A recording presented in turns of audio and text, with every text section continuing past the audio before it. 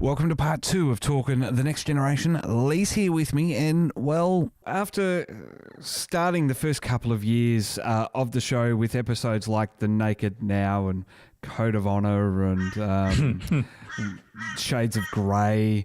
Shades of Grey wasn't 100% their fault, though.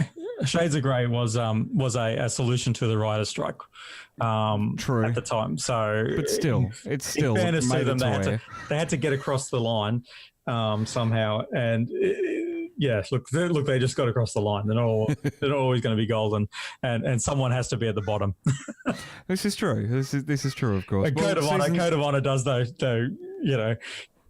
Take the cake for that, unfortunately. Second episode out of the gate. Product of the time, maybe. I think it's interesting because I've reviewed kind of with someone who's never seen Star Trek before that first season of Next Generation, and it was interesting kind of watching some of those episodes going, these are not episodes that you would do in your first season. Particularly the Naked Now, obviously it's homage to original Star Trek. I think there were about 1,000. There's not 1,000 episodes. About 70 other episodes that probably would have been better to actually try and do an homage to, because it was like, oh look, here's all these characters and now they're all going to act out of character. And it's like, yeah, but we don't know who any of these characters are, so it's very hard to kind of. And in fairness, the original was early on too, but it was one of those kind of lost moments where we kind of went, I'm not really sure why they're doing this to their characters straight out of the bat. Yeah.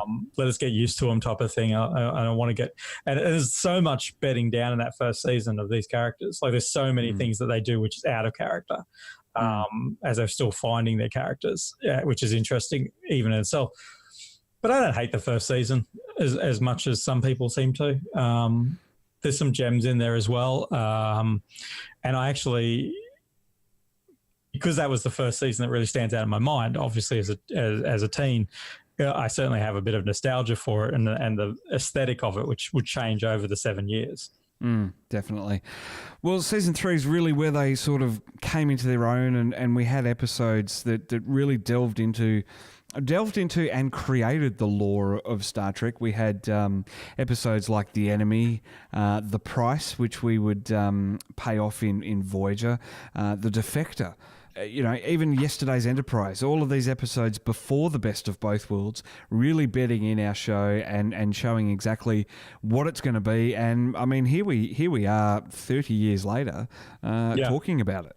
I think that just really shows exactly how far the show had come in 3 short years. They were very lucky that I think the chemistry on screen really works for them, and actually allows for those first 3 years, because these are actually generally interesting, likable characters that they've got kind of there. And there was kind of the unsettledness of swapping doctors at one stage and everything else. But I think overall, kind of when Next Generation's hitting its kind of stride, it's just this feeling of, I guess, of coming home.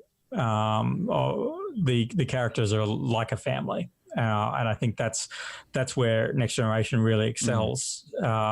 It's told some extraordinary stories.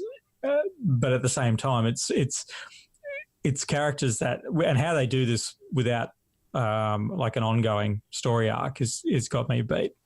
But it's this thing is you genuinely care about these characters by the time we get to the end of the season of the 7th season, which is why it endures so well.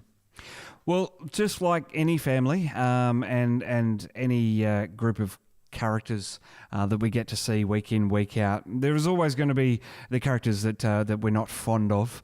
I think you know where I'm going with this one. And a certain acting ensign that we got to know that I think certainly grew into his own throughout the years. And when we last saw him in season 7 heading off with the Traveller, I think that character had come full circle and he wasn't as annoying. I don't know. What do you think, Lee? I never found him annoying, which is the thing. So it's kind of bemusing to me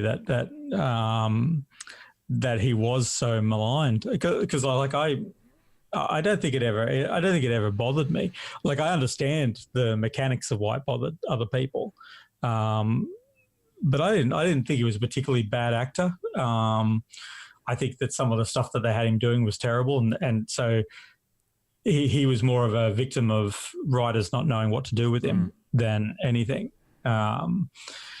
And yeah, so yeah, that was always like, I always disliked. I've never been a massive LaForge fan. Right.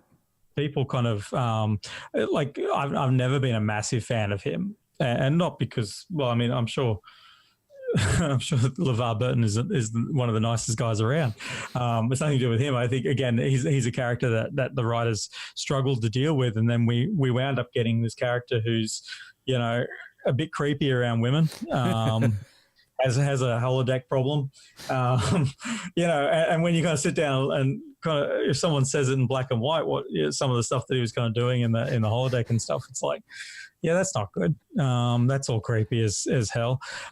Did Barclay learn from the best then? Yeah, see, even like Barclay, a lot of people love Barclay because I think they identify with him.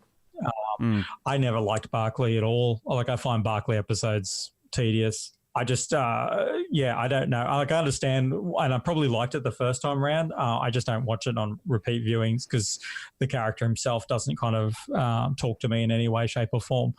Which is not to, as I say, with any kind of these characters. If he does talk to you, then that's great, and that's not.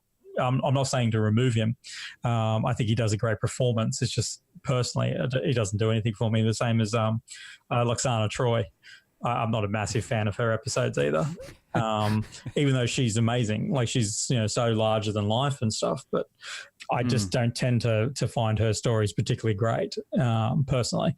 So yeah, it's an interesting kind of who you like and who you don't like. Because Worf, originally, I wasn't much of a fan of Worf either. But going back and watching it several thousand times, Worf is one of the funniest, most endearing characters that I, you know, particularly in Next Generation.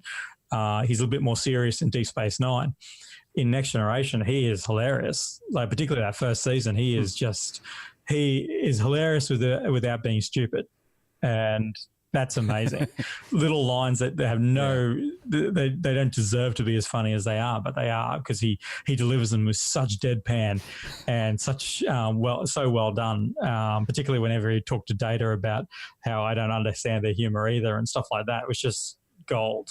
And I think, you know, the next viewing of Next Generation, which I'm sure will happen in the next, you know, couple of years, I might wind up loving Barclay episodes. It's the bizarre kind of ever changing as you change and the shows don't change.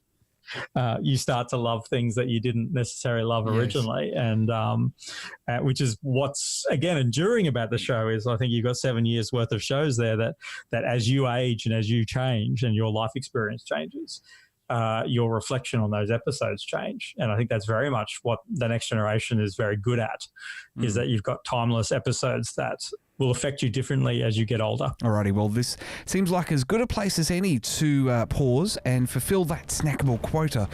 Today, I'm keen to read comments about the least desirable parts of TNG, the bits where, well, maybe they should have taken a break. We'll be back tomorrow to wrap up talking Next Generation, including Dr. Crusher and that Space Ghost.